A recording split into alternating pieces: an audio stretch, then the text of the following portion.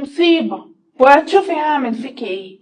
فانت اسمعي الكلام احسن وقولي لجوزك انه يوافق ان هو يبيع الشقة بتاعته اللي هنا، لانه معصلج ومش عايز يبيعها.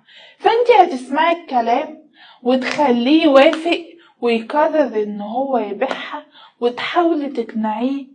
ولا اقوله مراتك شكلها على علاقة مع اخوك، انا وسيلفك ده متفقين مع بعض علشان توافقي وتعملي كل اللي بنقولك عليه.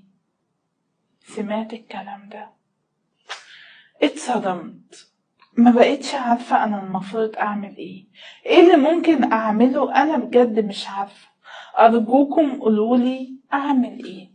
دي المشكلة اللي جاتلي النهاردة من صاحبة المشكلة على رسائل الصفحة، وزي ما انتوا سمعتوا للأسف مشكلتها بالظبط.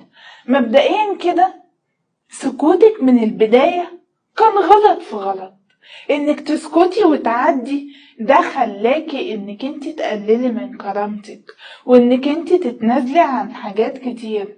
ولما تتنازلي مرة واتنين وتلاتة هتلاقي نفسك بتتنازلي طول العمر، وهتلاقي نفسك على طول بتتنازلي، وكرامتك للأسف هتلاقي حتى كرامتك بتتهان. كل ده لانك اتنازلتي. ايوه نيتك حلوة انك مش عايزة تخربي على بيتك، بس هما لما بيلاقوا اللي قدامهم بتتنازل من غير ما تقول لأ لازم يعملوا كده، لازم يهينوا، لازم ييجوا على الكرامة. فانتي من الاول كان لازم تعملي وقفة، وما كانش ينفع انك انتي تسكتي على كل اللي حصل ده، وكان لازم تقفلهم ان ما ينفعش يحصل كده.